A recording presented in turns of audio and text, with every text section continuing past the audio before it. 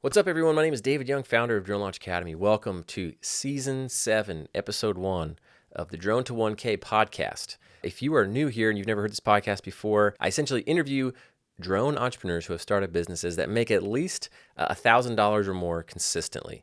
And we've been doing this for obviously 6 full seasons. This is the 7th season, 10 episodes per season. So if you've never listened to this, there should be 60 episodes that you can catch up on if you want. But we interview people from a wide range of backgrounds, people who are doing real estate, cinematography, mapping, engineering type stuff. This upcoming season, we've got people who have jobs in law enforcement and are doing crime scene reconstruction, a broad range of different applications and how people are using drones to make an income for themselves. So hopefully you'll find this inspiring and most of all helpful to give you ideas if you're wanting to have a drone business or grow a drone business. So today's guest is Chris Knipp. Chris actually went from full-time work at a church to a drone business owner in 2013. It all started with a single job where he got paid $1,000, and that inspired him to go launch this venture. And now his business makes between $4,000 and $6,000 a month doing primarily real estate, but other jobs as well. So he's going to talk about how he built that business, how he runs it, and I think you're going to get some great nuggets of wisdom from this episode as always. Now, real quick, we like to do special things for our podcast listeners.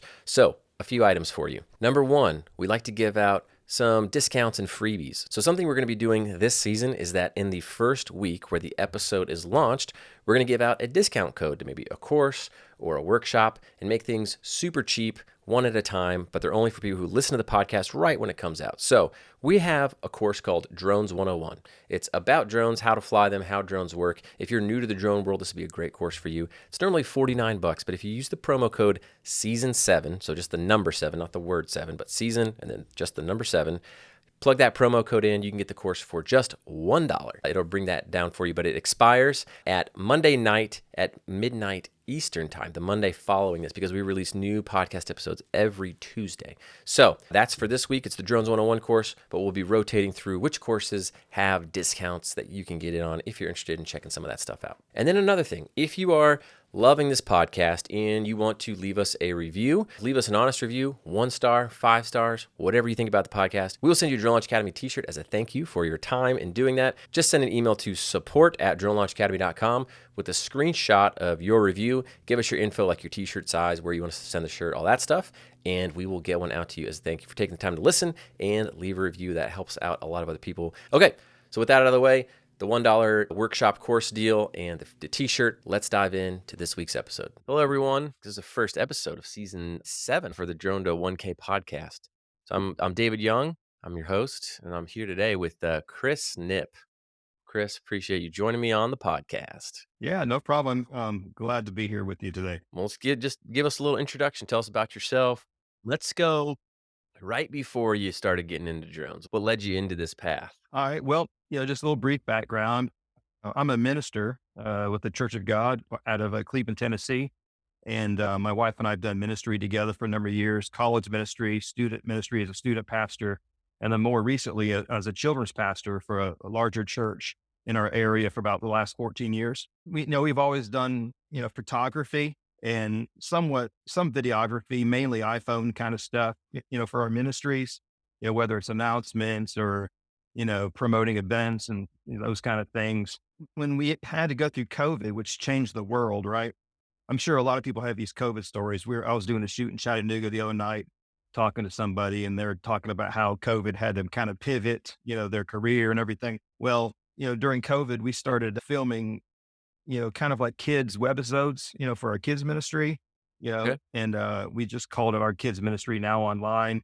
And we didn't want it to be like a typical film, what we did on a Sunday morning on the stage and hope that translates to kids at home. We wanted to make it like a production, have different camera angles. And so we had a good Canon camera that my wife uses to shoot still photography. She's been shooting, family photography and some events and different things for years.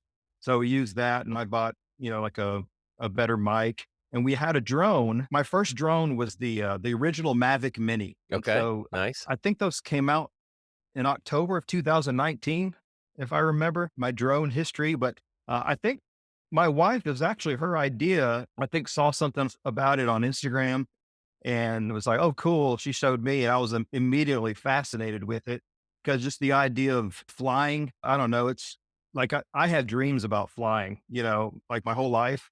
Kind of like sometimes it's really cool Superman flying, through cityscapes. And then sometimes it's like this floating flying, like I'm floating through the air, like I'm in water kind of flying. Hmm. So I get really excited about the Superman flying dreams. Anyways, when this drone came out, I was like, wow, cool. To get kind of a flying experience, to kind of Yeah. see things from a new vantage point, a whole new perspective from the sky. So basically, it's kind of like I feel like we ordered the drone, for her birthday in October. And basically I took it over after that. I started using it and just had a lot of fun with it. So we would integrate it with some of the stuff we were doing with our kids' ministries, get some aerial shots of some of the stuff that we were doing, especially with our kids ministry online episodes that we were doing. We would use some drone footage just to make it some interesting, give it some, Yeah. production quality, kind of amp up production. The first time I ever got paid to use a drone was I had a friend, family friend, that he's working with a developer, and so in our area, there's a lot of people from out of town, California, New York, buying property because we just got a lot of beautiful land here in the southeast, and a lot of people relocating. So some people in the real estate industry and developers, they're seeing a lot of, people moving into our area. So they're trying to get ahead of it. They're buying land and starting developments. And he said, hey, there's this property by the river. It was I don't know, it was over 180 acres, I believe. He said, would you be able to get me some cool drone shots of that, so I can show it to this developer? Cause they're trying to show these buyers out in California what the land looks like just to get some initial interest. And I Hmm. said, yeah, sure. I could do that. And so for me, it wasn't a job. It was just kind of, I like to fly. And Yeah. so I was helping out a friend, and I went and got some drone shots, and I put some music to it. And I like to make something look nice. I didn't just want it to look, crappy and no music. And so I edited it, as best as I could, put some music to it and put some sound design to it, the sound of wind and the sound of some birds in the air. And Yeah. Yeah. Yeah. I sent it to them, and they were like, wow, this is awesome. How much do we owe you for it? I said, oh, nothing. I was just doing it as a favor. And he said, oh man, he's like, seriously, how much do we owe you for this? And I just said, I don't know. I have no idea what this is worth. So the developer said, well, these guys out in California, they're just like, what? That set you back 4 grand. I was like, what? Perked my interest. I Yeah. was like, whoa. So I don't know. And so anyway, they just paid me $1,000, for it. Wow. And Great. so talk about drone to 1,000. My first job was $1,000 job. You're the ultimate encapsulation of the title of this show, Drone to Yeah. 1K, literally. You got a drone Yeah. and you turn Yeah. I around did it and on the accident. that's hilarious. You're the first person I think that's ever, I've ever encountered that with. Only took to season 7 to find someone who bought a drone and turned around and made it 1K. Yeah, my Oh, little Mavic Mini. that's great. So what year so you got the Mavic Mini in, like, fall of 2019. What year was Yeah. this that you were, that this got this thing that popped up? I can't remember if it was that fall or maybe it's in the spring of 2020. Oh, so, like, shortly after you got the drone. Yeah, it wasn't long at all. When Okay. I got the drone, a lot of my footage was super crappy, super crappy, super crappy, some good shots, a whole lot of crappy that I just had to edit out to make it look Mhm. nice. Having some background, my wife doing photography, I basically do her lighting for photography, Okay. when she's doing stuff. And I did do some background work in the film industry in Atlanta area. And Sure. so like I worked on Hunger Games Mockingjay Part 2 for like 5 days on set. And I had a bunch Cool. of bunch of other movies and TV shows. And so I'm doing background and photo double stuff. And so nothing super important. I'm not like having speaking parts or anything, but I'm just looking at how they set up things and how they film and angles and lighting. So I'm kind Mhm. of internally taking that in, while on set and thinking about sound design and kind of being creative. And as a children's pastor for many years, I was always integrating sound design and effects and lighting and stuff, teaching the Bible to kids, right? So kind of all that storytelling is kind of already innately in me to be a storyteller. So just having to translate being a storyteller into the the video shots and adding sound Yeah. design and effects just to kind of enhance the experience and kind of understanding how attention spans work. I make changes and what I do with the sound design and the music. So that kind of helped. I just want to tell a captivating story, right? So yeah, it's kind of what I did, and it was okay. The stuff that Yeah. I shoot now, I do a whole lot better, and I'm a lot better Sure. flying the drone. But yeah, we got some shots and they paid me $1,000 and I was like super happy with that. Great. So you had that, and at this time, were you in your mind, were you thinking, "Oh, man, like, I'm gonna start a whole business out of this," or at the time, were you just like, "Well, that was kinda nice," and then you just moved on with your life? Where'd you go from there? Yes. Well, from there, I just thought, man, that's a nice extra income. I said, maybe I'd like to get that every now and then. So since they pay me $1,000 for it, like in my mind, I didn't understand the value of what that is, to potential clients. So I'm thinking like, wow, that's crazy. They're crazy. I was just having fun, getting some shots, making a nice video. Just it was kind of fun. There could be some serious money in this. I wasn't looking to, make a career out of it or anything. But we did some videos on the side and we did some my wife has done photography on the side, for years. I thought maybe this could be something that we can incorporate into that somehow. And so I started doing research into how to be better at it. And that's when I discovered that what I did was completely illegal, flying and getting paid without a license. Well, I didn't wanna bring it up and rat you out on live podcast, so I was let you do that yourself. Yeah. Yeah. But I did it in ignorance, right? So I thought, well, I can't do this, for money until I get a license. But I didn't really do anything like that. And that was kind of just a one off thing. It was a friend that needed it Yeah, yeah, done. yeah, yeah. So I wasn't like marketing it and I wasn't really having people come to me, Yeah, needing drone stuff. But I would use it, just to get some cool clips for our church media, for social media or whatever. It was just something kind of fun to do. But in the back of my mind, I was thinking there's some potential there sometime to do something with this. But I discovered, you had to do the part 107. I did buy the course, your drone launch academy. okay, So cool. I looked up and I saw different things, and I know your course that you guys were doing like a really good deal or something, and I thought I'm going to buy this, and I kind of had it for a long time before I even really had time to look at it. I Sure. just kind of had access to this course. I checked out some of the I don't know what do you call it modules or whatever, and Yeah. Lessons module, yeah.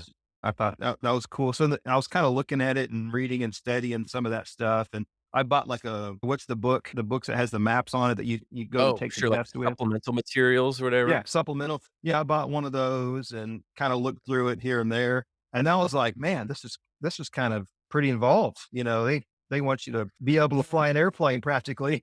Yeah, they basically wanna make you like a mini pilot, like a manned Yeah. aircraft pilot. I kind of had that and it was just kind of off to the side. I didn't really take it super serious or kind of really get into it yet, but kind of a seed was planted of the potential there to make money with drones basically from that experience. What happened from there? Did you end up like, because you have a business now, right? Like, well, maybe go jump forward Right. in time. Tell us a little about the business you got going on now, what it looks like Yeah. now, and then we fill in the gaps. Yeah. Yeah, our business is Sky Media 423. The name just kind of came to me one night. What's really crazy is that I never went out to start a business, right? Which is really weird. We shoot real estate, just to kind of tell you what we do. We shoot real estate photography and videography, but we're kind of a mixed bag. We shoot some events, maybe make a hype reel for an event. We shot a hype reel for like the Chattanooga Taco Festival. We have all these kind of different festivals and stuff in our area. We have Sunshine and Sweet Tea Festival, Taco Festival. Ooh, Tea Um, Fest. Now you're talking my yeah, language. Sunshine and Sweet Tea Fest. But besides the real estate stuff, we also, my wife still does family portraits, photography, and I've incorporated drone into some of those shoots here and there. Especially like young people, they want some Yeah, really cool, different looking shots for their social media or whatever. And we shoot events. We'll do some brand. We've just started doing some branding videos. We okay. did a big branding video project, shooting stuff all over Chattanooga. Indoor stuff, outdoor stuff. I use the drone with that for some of the shots, and it's for a developer that they're doing a whole development with some townhomes and restaurants and stuff. I was just editing this morning a kind of lifestyle reel for a neighborhood here in Cleveland. Kind of a lot of our leads is we've done family photography for people that maybe happen to be a developer or happen to be a builder, real estate. Mm, And that's kind of yeah, how it's kind of weird how things just kind of connect and jump together.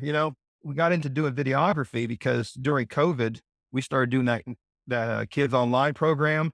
And so there's a Life Care Centers of America. They have life care, senior living facilities, assistant care, and independent care all over the country. And so they lost their production crew because of COVID, right? And so they're like, "Hey, we love the kids program you guys do online. can you help film some stuff for us? Really need to send out some stuff, to our people all over the country. So we started doing that a little bit on the side while we were filming our kids show, Yep. filming them addressing their people or doing trainings. And then they kind of fast forward into when we left our ministry position at the beginning of 2023. We're kind of in talks, exploring helping out with and working with a nonprofit that we're in partnership with. And there's several different partnerships with the nonprofit. Some people on the other end weren't quite ready to kind of launch like we were on the church. So that kind of fell through. So then I'm like, okay, well, I don't have a job, And so Uh-oh. then I was looking at different, ministry options. I met with our state overseer in the Church of God, talked about some ministry opportunities and options. And I was actually looking at teaching the Bible in the schools. Hamilton County Schools in Chattanooga have a Bible in the schools program. I interviewed with the high school, to teach the Bible in the schools at a high school in Chattanooga. And we were up the road. They really wanted to hire me. But then there was this, I have a master's degree in discipleship and Christian education. So I had all of that education that they required as far as like Bible classes and everything, but I didn't have the teacher accreditation part of it. And so there's like an English praxis too. So anyway, I was going to go work and teach the Bible at the school. And so while I was studying for the English praxis too, to take that test to get the licensure, we kept on getting calls to do, video shoots and pictures for homes and real estate stuff. And that kind of happened. We've done a few real estate shoots for friends here and there. They had a rental property. Hey, could you get photos for me? We would always just say yes. And then we'd research how to do it and go do it. Right. Yeah. The On the world we live in, YouTube, Google, all the information's there. YouTube it and Google it and then just Yep. apply it. Right. And so that's kind of what we've always just said, yes, wow, we can do that. And then we research it and then do it. They're like, yeah, this is great. And so then most of our business is word of mouth, really. Would kind of start from just family photo shoot connections and then they needed maybe a house shot. And then there was a builder that needed stuff shot. So we started shooting for this builder pretty regularly. As far as lead generation, man, I'm just kind of old school, cold call, man, as I've done a lot of stuff through just calling. I was Sure. literally driving down the road, taking pictures of real estate signs and then Hmm. getting a number, just calling and introducing myself, just kind of making that initial connection. Wasn't super fruitful at first, but the more shoots we get under our belt, then through word of mouth, an agent would talk to an agent in their agency. It's like, oh yeah, who did that video for you guys? That was great. And like, oh yeah, this guy, Chris Knipp, he's right here in town or whatever. And they're like, okay, it's probably somebody that just gave me the cold shoulder originally that I, Yeah. cold called. But then after they're seeing my work, from someone they know. It's all about relationships. They know and trust someone. They see the work and they're Yep. like, yeah, they're great to work with. They're dependable. They'll get it to you right away. Quick turnaround is always a big deal for them because by the time they call me, they needed it yesterday. I hear that all the time with people who work in real estate. It's just always, they're like, you got to have really quick turnaround because they don't give long lead times for when they need this stuff done. It's like by the time they reach out to you, it's like, oh, we need it. It's got to get all posted and the listing's got to get live by tomorrow. Yeah, You that find that happens a the lot. case. There's a few that are kind of ahead, but most of them, they have to have it live within a couple days of Yeah. calling me. So it's a lot of pressure, but we crank it out. What's your normal, do you have like a normal stated turnaround time for real estate type stuff? Yeah, well, on the still pictures, we can get them turned around the next day, typically. And the videos, depending on our schedule and what other videos I have I'm working on kind of coming down the pipeline, sometimes I can get them done, the next day too. But I usually Okay. tell them within about 48 hours. But Yeah. but Okay. a lot of times, it's better to tell them 48 hours and then get them to them in 15 than, Right. then they're like, oh wow, they're so surprised. Yeah. Yeah. Yeah. Let's don't set the bar too high for So yourself. Yeah. so we try to get them turned around pretty quick. I'm assuming interior shots and use the drone on the outside. You kind of like do everything like full real estate media. Yeah, right. Yeah, we do the interior pictures. My wife does, so she's like our real photographer. I'm the one kind of learning as I've been learning as we go, and I've gotten better. But my wife's a great photographer, so I've learned a lot from her about exposure and lighting and white balance and all that stuff. But yeah, she shoots all the interiors, and I shoot all the exterior, aerial stuff with the drone, and then I do all the video. So I do all the interior and exterior video stuff and edit Okay, cool. that. Some people I've seen use drone, like sometimes they'll hold on to the drone throughout the house for like their interior stuff, or do you guys just use regular sort of Yeah. handheld camera for that? Yeah, I use a camera with the gimbal. We had a Canon R the Okay. mirrorless camera, Canon R, Mhm. and we actually bought an extra Canon R, so we got a couple of those. But then I started realizing that they're great with the still shots, but you can get some good stuff with video, but it crops in, and you can't do the 4K 60 on the Canon R. Mhm. So I got the Canon R6 Mark II, which is really good. And I'm looking to get a Sony because just the low light performance and the high dynamic range of the Sony. I've noticed a lot of guys use those, especially for those interiors. Yeah. And so I'm looking to get a Sony as well. But the Canon R6 Mark II, it's been really great for me. This camera that you're looking at here is a Canon, but somebody got me on the Sony game in like 2019, 2020. So now all our stuff Yeah, Sony. You're like Canon R. I'm thinking, oh crap, I haven't been around Canons in a long time. I don't know if that's good or bad. But yeah, yeah. We get great results, with our Canon. I'm looking at getting the Sony ZV-E1. It's got the same sensor as the FX3. It's a little smaller, and there's a couple. They say they can overheat, but when you're shooting real estate stuff, you're getting small clips, and sure, for content creation, it's a great camera, and you're getting like an FX3 sensor, and so, yeah, but it's pretty reasonable. You can get them like around 1,800, 2000. So I'm probably going to get cool. that pretty soon.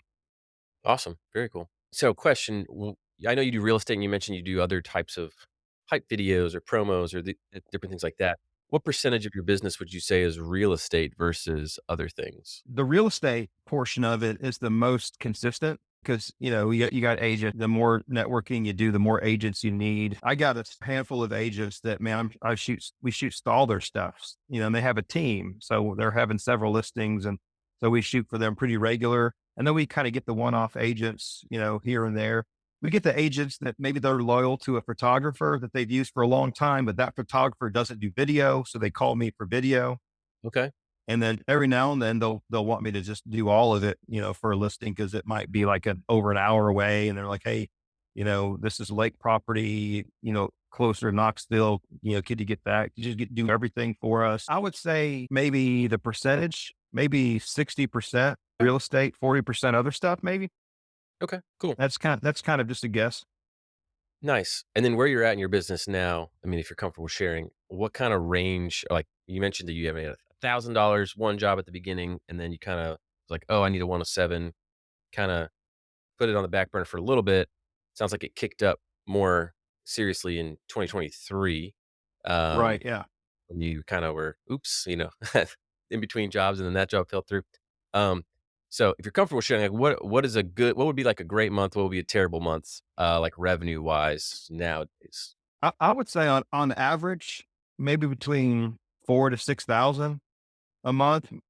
And I know that's kind of a big range, but, No, we've that's had not.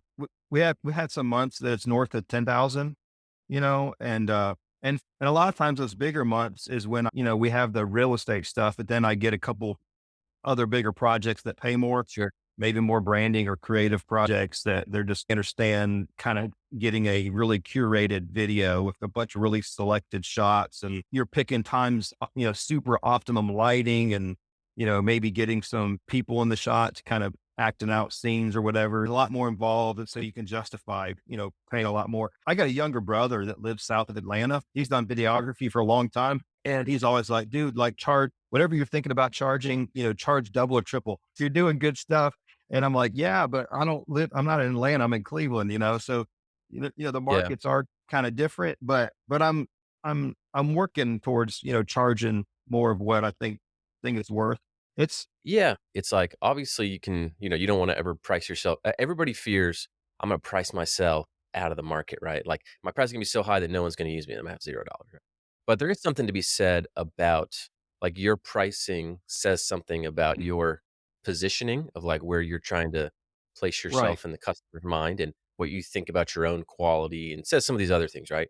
I've had right, a business in the past, not related to photography or real estate or something, but we were doing FAA paperwork a long time ago, and I tried to make it really cheap, and it was because I was like same I was like, "Oh, man, people aren't gonna wanna spend money." People wouldn't do it because people contact me like, "Yeah, this is so much cheaper than everything else." I thought it was a scam. Like, I thought it was not legit. I yeah, doubled my prices, and people took it more seriously, and I got more business by increasing my prices. Now, I'm not saying that's directly gonna translate to always to real estate, but if somebody sees something, and we had like a small group come to Lakeland from one of our like membership communities that we have through Drone Launch, and they each took a turn like kind of showing their business and presenting it.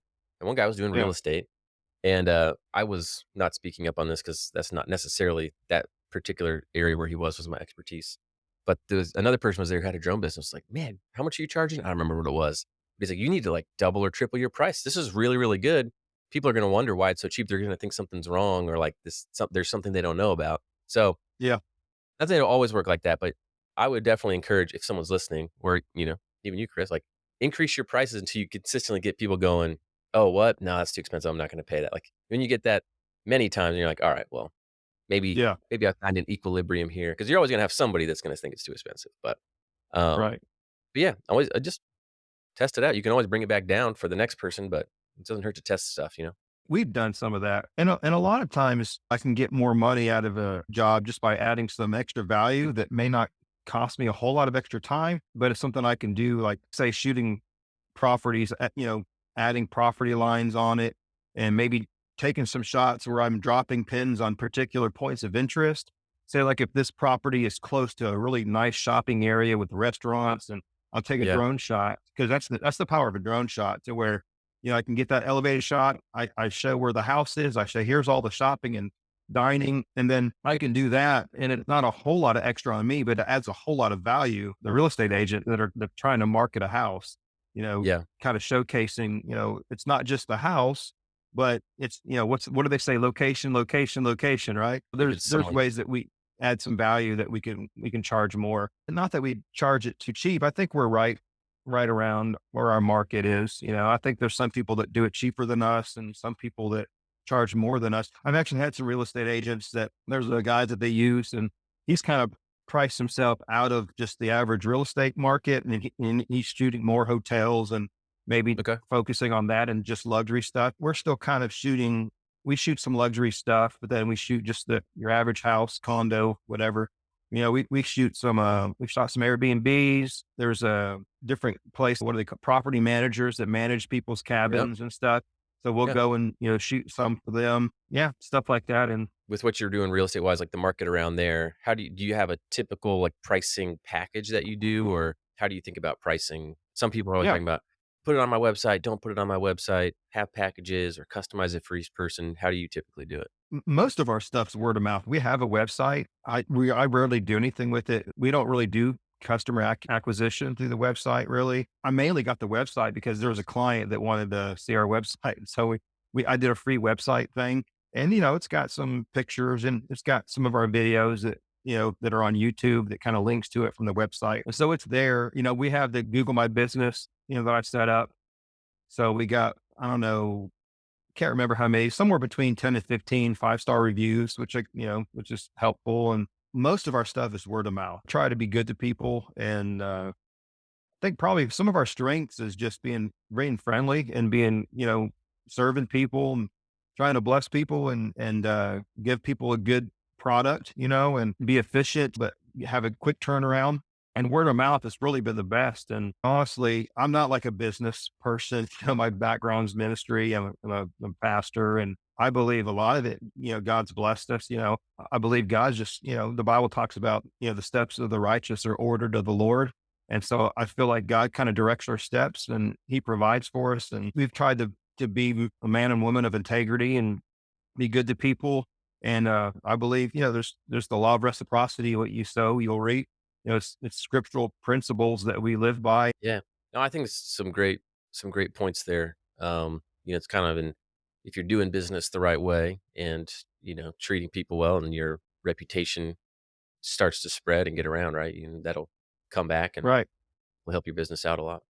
Let's talk a little bit about if you were talking to someone else, let's say you're, 2018 Chris, and they're thinking about, hey, drones are cool. I'm thinking about starting business. There's a lot of people who listen to this podcast who are sort of on the earlier stages of business. What advice would you give them if they were, considering getting into this field or trying to figure out if this was worth doing or worth their time? Yeah. I would probably tell them to get like a mini drone at first, probably one of the DJI mini drones. I had the original mini, but you can get the mini 2 or the mini 3 Pro pretty reasonable. They got the Mini fours too, but I mean, DJI, I don't have experience with a lot of other drones besides DJI, but I've read about a lot of different drones and watched people's videos over and over again. And I don't really know. I'm always worried about them banning DJI. There's all that threat. I don't know Yeah. how realistic that is or not, but I would recommend getting a DJI mini drone because they're just super stable. They're dependable. Because most people I talk to that are new with drones, one of the first things I hear is that, yeah, I got it, my son a drone for Christmas and it just flew away. We never saw it again. And I've heard that so often, but I've never had that experience. When I crashed my DJI drone, it was just stupid pilot error. I didn't Yeah. pay attention to the battery warnings, so I lost my first drone. I lost it in a creek right behind our house, you know, and Because it was so, coming down because it ran out of battery? yeah, because there's all these guys that post these videos online of, like, testing it to the limits. I'm like, "Oh, yeah, I can ignore that battery warning. I don't Well, have I'm to just listen laughing to because I that." did the same exact thing a couple weeks ago. And so now whenever I hear that first initial battery warning, I'm just like, I just bring it back, because Yeah. you never know if there could be wind resistance or you never know what could happen. And so you just bring it back. That's probably big advice. If you get the battery warning, just bring it back and put in a new battery. I lost one in the creek. My poor little Mavic Mini somewhere floating down the river. If anybody It was wants to one buy original Mavic Mini controller, just keep it for another 30 years, you sell on eBay as like a collector's item or something?